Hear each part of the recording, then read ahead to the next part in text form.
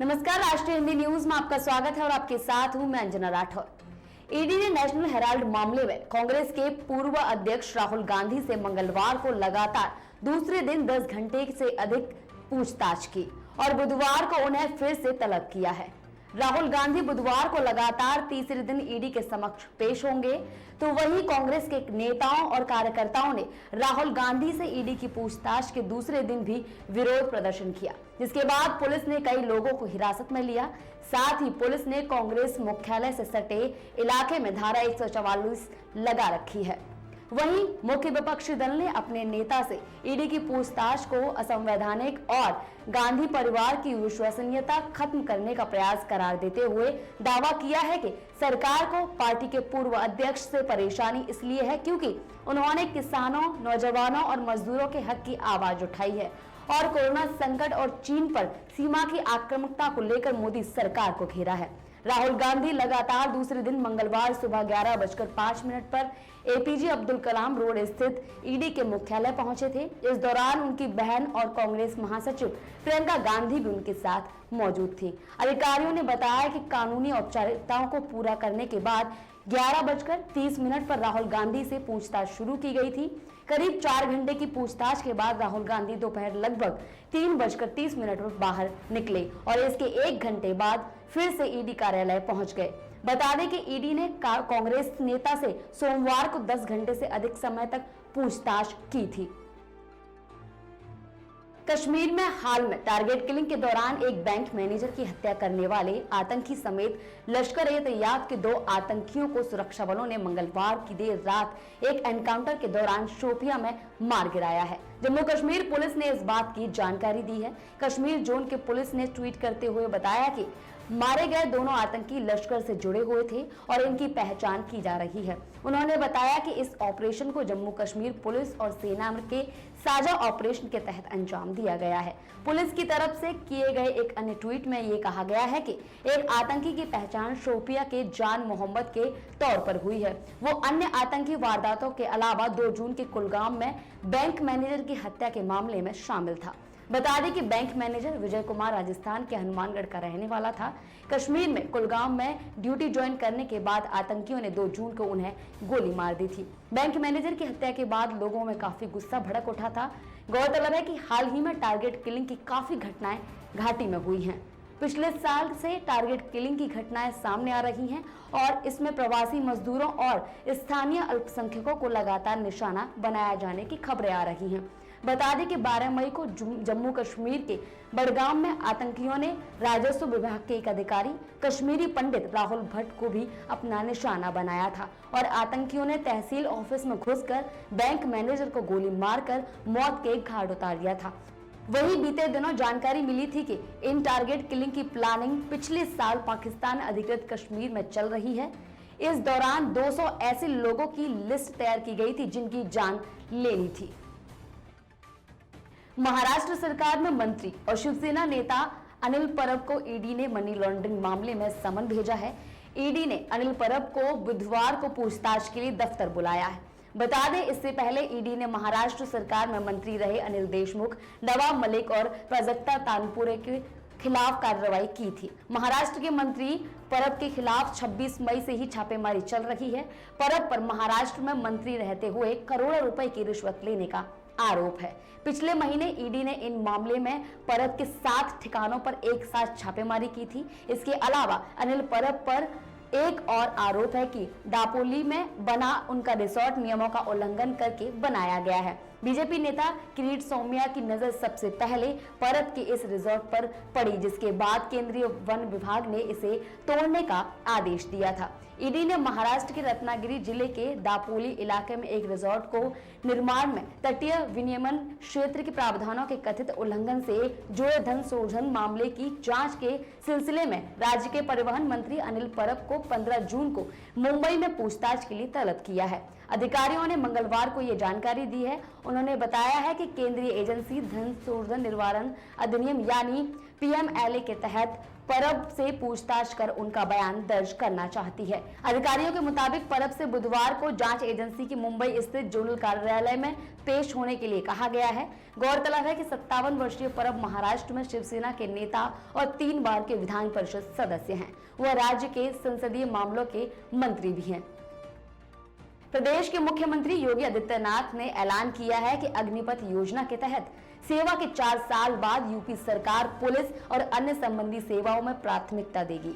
दरअसल केंद्रीय मंत्रिमंडल ने मंगलवार को भारतीय युवाओं के लिए सशस्त्र बलों में सेवा के लिए एक आकर्षक भर्ती योजना को मंजूरी दी। इस योजना को अग्निपथ कहा जाता है और इस योजना के तहत चुने गए युवाओं को अग्निवीर कहा जाएगा। अग्निपथ देशभक्त और प्रेरित युवाओं को 4 साल की अवधि के लिए सशस्त्र बलों में सेवा करने की अनुमति देता है। केंद्रीय रक्षा मंत्री के मुताबिक अग्निपथ योजना सशस्त्र बलों के युवा प्रोफाइल को सक्षम करने के लिए डिजाइन की गई है। इसी संदर्भ में सीएम योगी ने ट्वीट किया है, जिसमें उन्होंने कहा है कि मां भारती की सेवा के उपरांत अग्निवीरों को यूपी सरकार प्रदेश पुलिस एवं संबंधित अन्य सेवाओं में प्राथमिकता प्रदान करेगी। युवाओं के उन्नयन एवं उनके सुरक्षित भविष्य के लिए बीजेपी की डबल इंजन की सरकार सततः समर्पित व पूर्णतः प्रतिबद्ध है। जय हिंद। आपको बता दें कि इससे पहले मुख्यमंत्री कार्यालय ने एक बयान जारी कर कहा था कि प्रधानमंत्री मोदी द्वारा अग्निपथ योजना को मंजूरी दिए जाने का सीएम योगी ने स्वागत किया है। सीएमओ के अनुसार मुख्यमंत्री ने कहा कि अग्निपथ योजना सशस्त्र बलों के सामर्थ्य में वृद्धि करेगी। साथ ही कहा कि अग्निपथ योजना का लक्ष्य सशस्त्र बलों को आधुनिक तकनीकी से युवा शक्ति से जोड़ना है। इन युवाओं को अग्निवीर की संज्ञा दी जाएगी। एक और जहां चीन लगातार एशिया में अपना प्रभुत्व स्थापित करने के लिए अन्य पड़ोसी देशों पर दबदबा बनाते नजर आ रहा है, ऐसे में भारत एक बार फिर से उसकी नींदें उड़ाता दिख रहा है।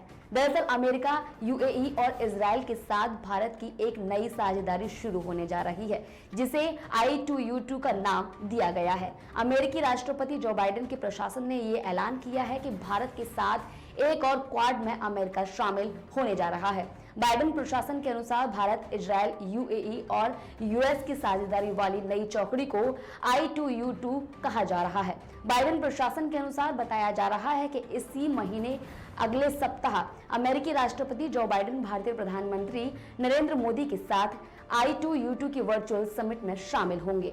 फिलहाल ज्यादातर देशों की नजरें इस महीने के अंत में होने वाली G7 शिखर बैठक पर अड़ी हुई हैं। इस दौरान भारतीय प्रधानमंत्री नरेंद्र मोदी एक बार फिर से अमेरिकी राष्ट्रपति जो बाइडेन की मुलाकात करने जा रहे हैं। वहीं जल्द ही राष्ट्रपति जो बाइडेन I2U2 के अन्य देश इजराइल और सऊदी अरब के दौरे पर भी जाएंगे। बाइडेन प्रशासन के वरिष्ठ अधिकारियों के अनुसार बताया जा रहा है कि इजराइल के पीएम नेफ्ताली बेनेट भारत के प्रधानमंत्री नरेंद्र मोदी और यूएई के राष्ट्रपति मोहम्मद बिन जायद के साथ मिलकर राष्ट्रपति जो बाइडेन I2U2 की विशिष्ट साझेदारी को आगे बढ़ाएंगे। शिवसेना के हिंदुत्व को लेकर उठ रहे सवाल के बीच आदित्य ठाकरे को अयोध्या भेजकर महाराष्ट्र के मुख्यमंत्री उद्धव ठाकरे ने सियासी दांव खेला है। आदित्य ठाकरे की अयोध्या यात्रा से पहले ही शिवसेना के कई नेता अयोध्या पहुंच चुके हैं। आदित्य ठाकरे के दौरे की तैयारी को लेकर शिवसेना के सांसद संजय पहले से ही अयोध्या में मौजूद हैं। संजय राउत ने बताया कि आदित्य ठाकरे का कार्यक्रम पूरी तरह से धार्मिक है, इसे राजनीति से ना जोड़ा जाए। साथ ही संजय राउत ने कहा कि उनकी पार्टी शिवसेना का मानना है कि अयोध्या जाने से ऊर्जा मिलती है। बता दें कि पार्टी के प्रमुख और महाराष्ट्र के मुख्यमंत्री उद्धव ठाकरे भी भगवान राम के दर्शन करने अयोध्या आ चुके हैं। अपनी सरकार के 100 दिन पूरे होने के मौके पर मुख्यमंत्री उद्धव ठाकरे सहपरिवार अयोध्या पहुंचे थे। जानकारी के मुताबिक उद्धव ठाकरे 2018 से 3 बार अयोध्या जा चुके हैं। राजनीतिक जानकार मानते हैं कि इसके पीछे शिवसेना का हिंदुत्व का एजेंडा भी हो सकता है। एक तरफ आदित्य ठाकरे की अयोध्या दौरे की तैयारी पूरी हो चुकी है, वहीं हनुमानगढ़ी के महंत राजू दास ने दौरे का विरोध करने का ऐलान किया है और जिससे शिवसेना की मुश्किलें बढ़ा दी हैं। राजू दास का कहना है कि वो इस दौरे का विरोध करेंगे। शिवसेना को घड़ियाली आंसू बहाने से कोई फायदा नहीं है। आदित्य ठाकरे का यह दौरा पूरी तरह से राजनीतिक है। भारत के लिए ओलंपिक स्वर्ण पदक जीतने वाले नीरज चोपड़ा ने एक नया राष्ट्रीय रिकॉर्ड बना दिया है। उन्होंने ये कारनामा फिनलैंड में पावो नूर्मी गेम्स में 89.30 मीटर का थ्रो फेंक कर किया है। इस दौरान वो रजत पदक जीतने में कामयाब रहे हैं। उन्होंने पिछले साल मार्च में पटियाला में बनाए 88.07 मीटर के अपने पिछले राष्ट्रीय रिकॉर्ड को तोड़ दिया है। बता दें कि फिनलैंड में पावो नूर्मी गेम्स यहाँ की टॉप ट्रैक ऑफ फील्ड प्रतियोगिताओं में से एक मानी जाती है, जिसका आयोजन 1957 से हर साल किया जाता है। प्रतियोगिता के दौरान नीरज चोपड़ा ओलिवर हेलेंडर के पीछे दूसरे स्थान पर रहे। इस दौरान ओलिवर हेलेंडर ने 89.93 मीटर के अपने थ्रो के साथ पहले पायदान पर जगह बनाई है। भारत के नीरज चोपड़ा तकरीबन 10 महीने बाद अपनी पहली प्रतिस्पर्धा के दौरान पावो नूर्मी गेम्सों में बेहतर देने में सफल रहे हैं। वो लगभग 90 मीटर के निशाने को छूने में कामयाब रहे हैं, जिसे भाला फेंक की दुनिया में स्वर्ण पदक माना जाता है। फिलहाल इस दौरान ग्रेनाडा के विश्व चैंपियन एंडरसन पीटर्स ने 86.60 मीटर के थ्रो के साथ तीसरे स्थान पर अपनी जगह बनाई है। पावो नूर्मी गेम्स के दौरान चोपड़ा ने अपनी शुरुआत 86.92 मीटर के थ्रो से की, जिसके बाद उन्होंने अगला थ्रो 89.30 मीटर का फेंका। फिलहाल इसके बाद उनके अगले 3 प्रयास विफल रहे। वहीं अपने अंतिम और छठे प्रयास में उन्होंने 85.85 मीटर के थ्रो किए। वहीं चोपड़ा के 89.30 मीटर भाला फेंक ने उन्हें वर्ल्ड सीजन लीडर्स लिस्ट में 5वें स्थान पर पहुंचा दिया है।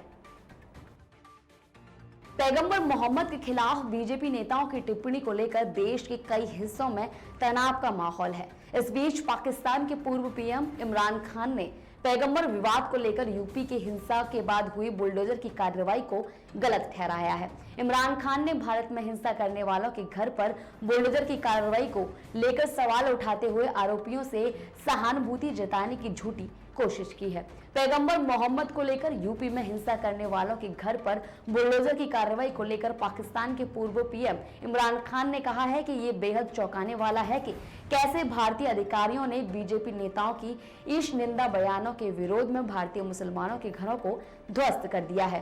पाकिस्तान के पूर्व प्रधानमंत्री इमरान खान ने ट्वीट किया और कहा कि चौंकाने वाला है कि कैसे भारतीय अधिकारियों ने हमारे प्यारे पवित्र पैगंबर के खिलाफ बीजेपी नेताओं के ईश निंदा बयानों के विरोध में भारतीय मुसलमानों के घरों को ध्वस्त कर दिया है। अपने मुस्लिम नागरिकों के प्रति संवेदनशीलता दिखाने के बजाय उनके घरों को तोड़ दिया। ईश निंदा से दुनिया भर के मुसलमान बहुत आहत हुए हैं। यह अमानवीय फांसीवादी कार्रवाई पूरी तरह से निंदनीय है। उधर बांग्लादेश की सरकार में शामिल एक मंत्री ने कहा था कि पैगंबर मोहम्मद के खिलाफ टिप्पणी करने के बाद शुरू हुआ विवाद भारत का आंतरिक मामला है। बांग्लादेश के मंत्री ने कहा था कि दूसरे मुसलमान देशों की तरह ये मामला बांग्लादेश में ध्यान आकर्षित करने वाला नहीं है। इसके साथ ही उन्होंने ये भी कहा कि सरकार इस मसले पर कोई समझौता नहीं कर रही है। बता दें कि प्रयागराज हिंसा के मास्टरमाइंड कहे जाने वाले जावेद पंप के घर को जिला प्रशासन के आदेश के बाद जमींदोज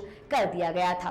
पुलिस का दावा है कि उसने जावेद के मकान की तलाशी के दौरान अवैध असलहे मिले थे, जिसमें 12 बोर और 115 बोर के तमंचे शामिल हैं।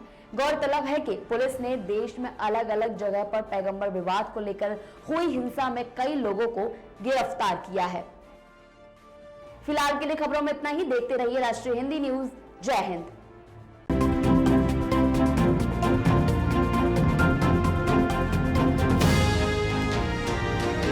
आप देख रहे हैं राष्ट्रीय हिंदी न्यूज।